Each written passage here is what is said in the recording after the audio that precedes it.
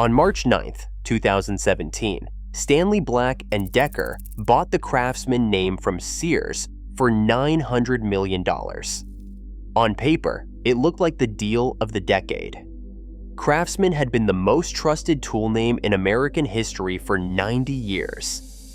Sears had originally bought the trademark in 1927 from a small tool maker for $500.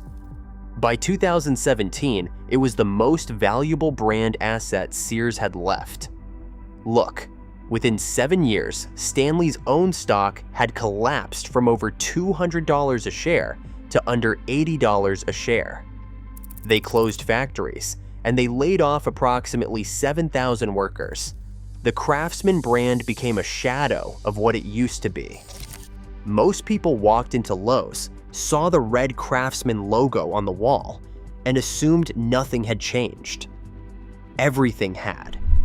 This is the part the trade press never wrote about, because the people who would have written it were the same people who covered the press releases when the deal was announced. To understand what was destroyed, you have to understand what Craftsman actually was before March 2017.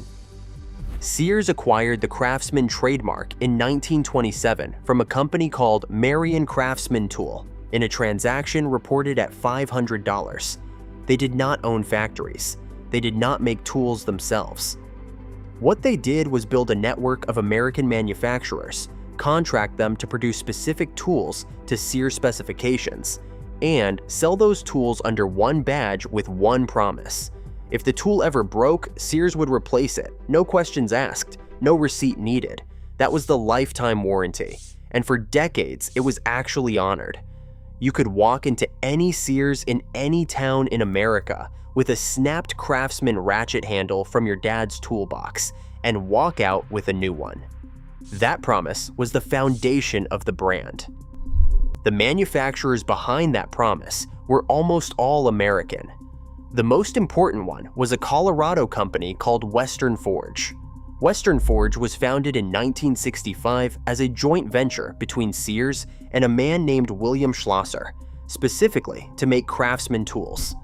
They moved to Colorado Springs in 1966 and built a 345,000 square foot forging plant on Garden of the Gods Road. Over the next half century, they produced over 1 billion screwdrivers, plus pliers, adjustable wrenches, torque wrenches, pry bars, and chisels. The clear-handled Craftsman screwdriver in your dad's bench drawer, with the rubber grip and the WF stamp on the shank, came out of Colorado Springs. Most of the mechanics' tools, the sockets and ratchets, came from Danaher Tool Group, which later spun off as Apex Tool Group. The lawn equipment came from Husqvarna and MTD. The whole thing was a network. American factories, American workers, one badge. And then Sears went broke. By the early 2010s, the parent company, Sears Holdings, was in slow-motion collapse. Edward Lampert, the hedge fund manager who ran the company, was selling off pieces to keep the lights on. Real estate, subsidiary brands, anything that could be monetized.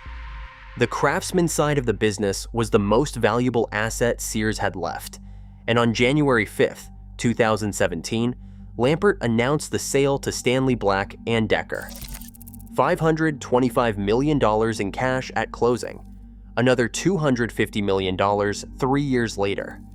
Annual royalty payments to Sears of 2.5%, rising to 3.5% on new Craftsman sales for 15 years. The total net present value was $900 million. The deal closed on March 9th, 2017. Stanley issued a press release promising to expand Craftsman production, add manufacturing jobs in the United States, and deliver a renaissance for one of America's most iconic brands. What actually happened was different. The contract between Sears and Western Forge expired in April of 2017, 1 month after Stanley closed the deal. Stanley Black Decker did not renew it. Instead, the company started moving Craftsman hand tool production overseas. The new Craftsman line at Lowe's, which Stanley signed an exclusive retail deal with in late 2017, came predominantly from China and Mexico. Some Stanley facilities in the United States picked up portions of the manufacturing. The giant Colorado forge that had supplied Sears for over 50 years was not part of the new picture.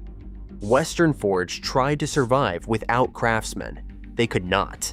In February of 2020, Ideal Industries, which had owned Western Forge since 2010, announced the plant would close. All 164 remaining employees were laid off. Production was consolidated into Ideal's SK Professional Tools plant in Sycamore, Illinois.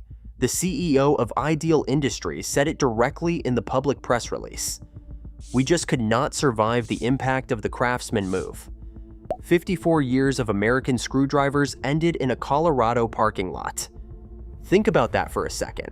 The largest American manufacturer of screwdrivers, the supplier behind the brand that bought 1 billion of them, was killed within 36 months of the Stanley deal. Western Forge made fine tools. The plant closed because Stanley moved the volume offshore. The math worked for the New Britain spreadsheet, not for Colorado Springs.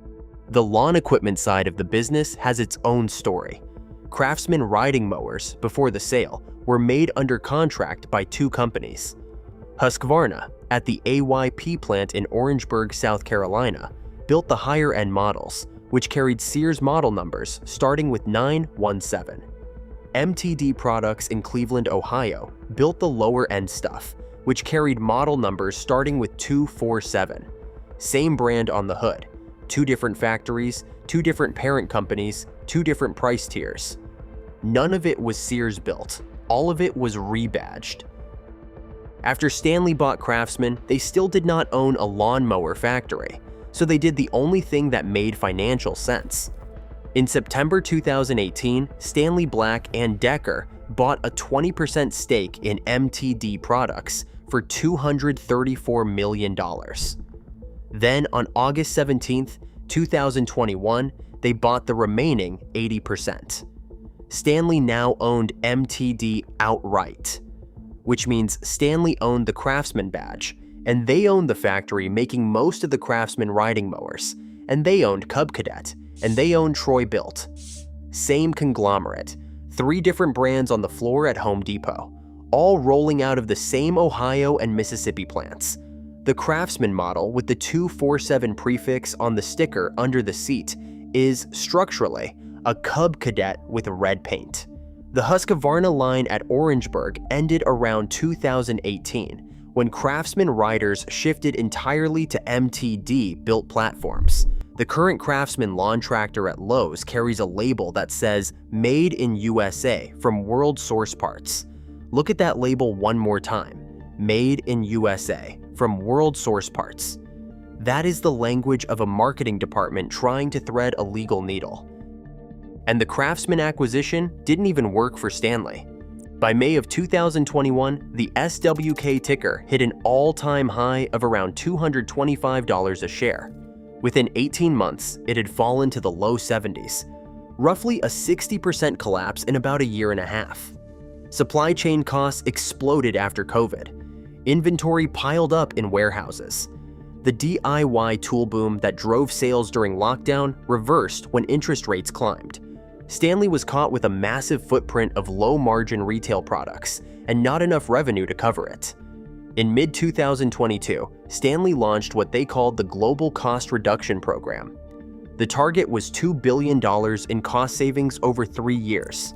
They sold off 3 entire divisions in 2022 alone: security, healthcare, and access technologies. They started shrinking the company they had spent the previous decade building up. Inventory was reduced by over $2 billion between mid-2022 and the end of 2024. The workforce was reduced by approximately 7,000 employees since late 2023. And in February of 2026, Stanley announced that they were closing their hometown manufacturing plant. The New Britain, Connecticut facility on Myrtle Street, the one that had been making single-sided tape measures, was being shut down. About 300 jobs were being eliminated. New Britain has been Stanley's headquarters since 1843. The plant closure announcement included the standard corporate language about structural decline in demand and offering employees options at other facilities.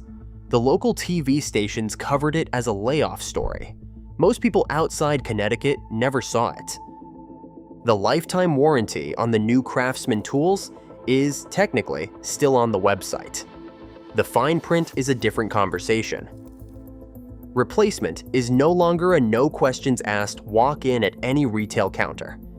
It involves a customer service number, proof of purchase in many cases, shipping the broken tool back to the company, and waiting weeks. The promise that built the brand is still printed in the catalog. The mechanism that made the promise real is gone, along with the Colorado factory that backed it up. If you have a clear-handled Craftsman screwdriver with a WF stamp on the shank, an old Sears ratchet stamped USA, a Husqvarna-built Craftsman tractor with the 917 model number, those are not the tools that are being made today. They were built by a network of American factories that no longer exists, under a quality standard that was abandoned in 2017 on the basis of a promise that has been quietly amended in the small print. They are the last of their kind, and they are getting more valuable, not less, as the years pass. And if you want to know exactly which brands are still worth buying, I put a full buyer's guide on our website. The link is in the description. If this kind of thing matters to you, hit subscribe. We do this every week.